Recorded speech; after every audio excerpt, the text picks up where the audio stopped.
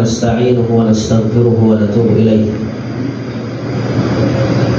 ونعوذ بالله من شرور أنفسنا وسيئات أعمالنا من يهده الله فلا مضل له ومن يضلل فلا هادي له أشهد أن لا إله إلا الله وحده لا شريك له وأشهد أن محمدا عبده ورسوله وخليله وصفيه لا نبي ولا رسول بعده.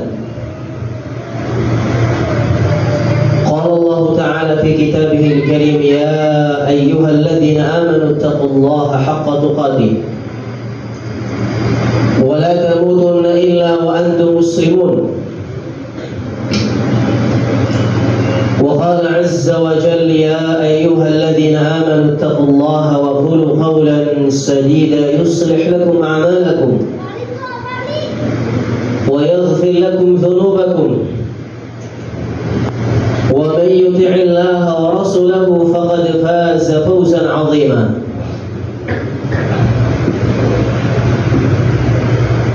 Jamaah salat Jumat yang dimuliakan oleh Allah Jalla Jalaluhu,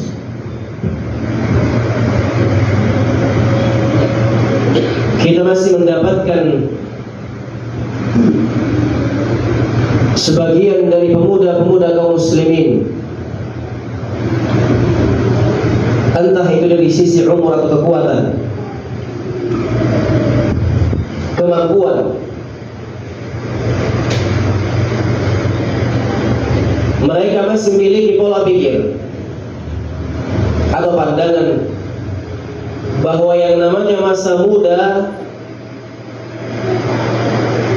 merupakan masa-masa untuk menikmati dunia ini, masa-masa untuk mencari jati diri, masa-masa untuk mencoba ini dan itu, untuk menikmati segala bentuk kenikmatan yang ada di dunia ini, entah itu yang halal atau mungkin yang makruh, wal'iyadu billah, perkara-perkara yang diharamkan oleh Allah Subhanahu wa ta'ala. Sehingga kemudian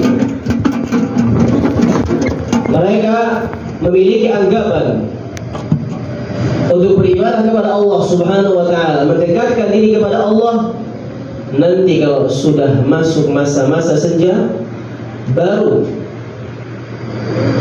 mereka akan mempersiapkan diri untuk mendekatkan diri, beribadah semaksimal mungkin kepada Allah Subhanahu wa ta'ala. Padahal Islam tidak mengajarkan itu. Islam mengajarkan kepada seorang muslim agar tidak memandang masa usia untuk taat dan beribadah kepada Allah Subhanahu wa ta'ala. Karena ajal tidaklah mengenal masa, ajal seseorang tidak mengenal umur.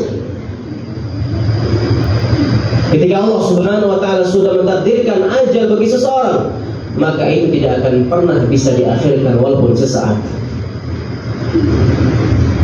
Ma'asyur muslimin, sidang Jumat yang dimuliakan oleh Allah Subhanahu wa ta'ala.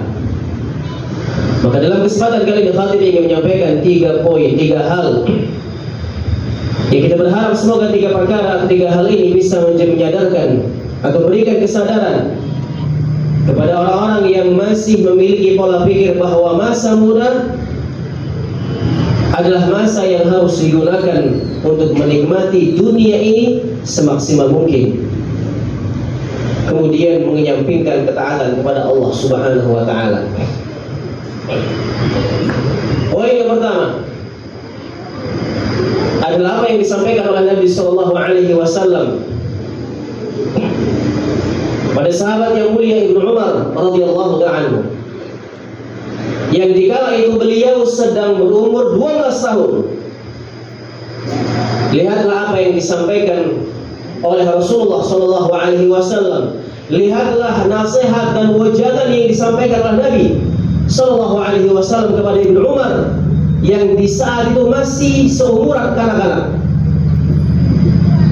Rasulullah SAW mengatakan, "Ya Ibn Umar, kun fid dunya ka'annaka gharib aw 'abir sabil." Wahai Ibn Umar,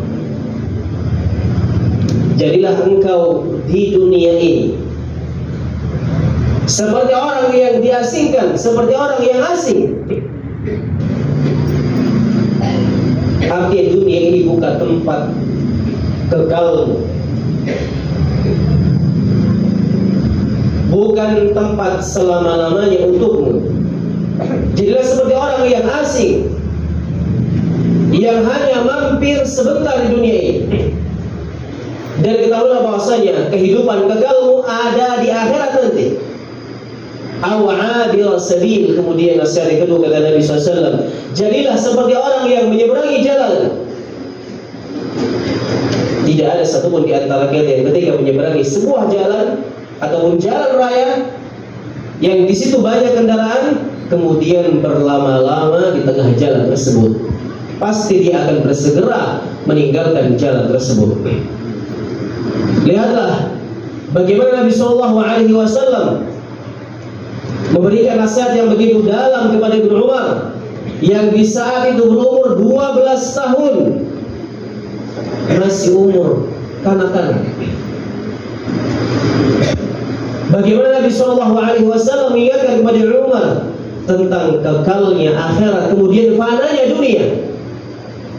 Bagaimana Rasulullah SAW memberikan isyarat kepada Ibnu Umar agar beliau senantiasa memperhatikan akhiratnya, mengutamakan akhiratnya dibandingkan dengan dunianya.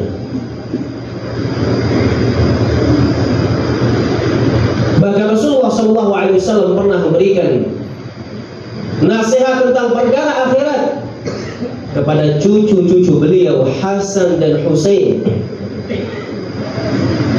yang di saat itu mereka berdua berjalan bersama Nabi SAW. Kemudian mereka berdua mendapati ada sebuah kurma yang terjatuh, dan salah seorang di antara mereka berdua memakan kurma tersebut. Dan di saat Rasulullah SAW melihat mereka memakan kurma tersebut, karena Nabi SAW takut kurma tersebut merupakan sedekah, sedangkan keluarga Nabi SAW tidak boleh makan sedekah. Di saat itu Rasulullah SAW langsung dengan keras memerintahkan kepada mereka berdua untuk memuntahkan kurma tersebut. Dan jika saat itu dimakan, itu merupakan makanan yang diharamkan oleh Allah Subhanahu wa Ta'ala untuk keluarga Nabi SAW. Artinya Nabi SAW tidak pernah menggampangkan urusan akhirat, meskipun kepada cucu-cucu beliau yang masih sangat kecil pada saat itu. Kemudian dalam riwayat yang lain, Rasulullah SAW pernah mendapati seorang anak yang makan dengan tangan kirinya. Kemudian Nabi SAW mengatakan, "Ya ghulam, samillah wa kul biyaminik." Wahai anak kecil, makanlah dengan mengucapkan bismillah, kemudian dengan tangan kananmu. Banyak sekali pelajaran penting yang bisa kita petik dari riwayat-riwayat ini. Kita sebagai orang tua tidak boleh merasa canggung, tidak boleh merasa belum pantas menyampaikan perkara-perkara akhirat kepada orang-orang yang mungkin jauh lebih muda dibandingkan dengan diri kita. Bahkan kepada anak kecil pun Rasulullah SAW tidak mau melewatkan itu. Rasulullah SAW selalu mengingatkan kepada mereka tentang akhirat. Ini poin yang pertama. Bagaimana Rasulullah SAW memberikan isyarat kepada kita, menjelaskan kepada kita bahwasanya keterkaitan seorang muslim kepada akhirat Allah Subhanahu wa Ta'ala itu tidak memandang usia, tidak memandang masa. Seorang muslim tetap dituntut untuk taat kepada Allah Subhanahu wa Ta'ala, menjadikan orang-orang di sekelilingnya taat kepada Allah Jalla Jalaluhu kapanpun ini. Tidak harus menunggu mereka sudah masuk di masa senja, baru kita merasa pantas untuk mengingatkan kepada mereka tentang akhirat Allah Subhanahu wa taala. Kemudian poin yang kedua, dalam hadis Ibnu Abbas, Rasulullah SAW juga pernah mengatakan, "Igtanim khamsan qabla khamsin." Raihlah 5 perkara sebelum datang 5 perkara. Yang pertama kata Nabi SAW, "Syababaka qabla haramik, wa sihhata qabla saqamik, wa ghinaka qabla faqrik, wa hayataka qabla mautik, wa faragaka qabla syughlik." Di antara salah satu di antara 5 perkara yang harus kita gapai sebelum datang 5 perkara lawannya adalah kita harus memanfaatkan masa muda kita sebelum datang masa tua kita. Kita harus memanfaatkan masa kuatnya kita, masa berenerginya kita untuk beribadah kepada Allah Subhanahu wa taala, itu masa muda, sebelum Allah Subhanahu wa taala menimpakan masa lemah dan masa tua bagi kita dalam kehidupan ini. Inilah nasihat yang pertama yang disampaikan oleh Nabi SAW. Syababaka qabla haramik, manfaatkanlah masa mudamu untuk beribadah kepada Allah Subhanahu wa taala, untuk taat kepada Allah Subhanahu wa taala sebelum datang masa tua.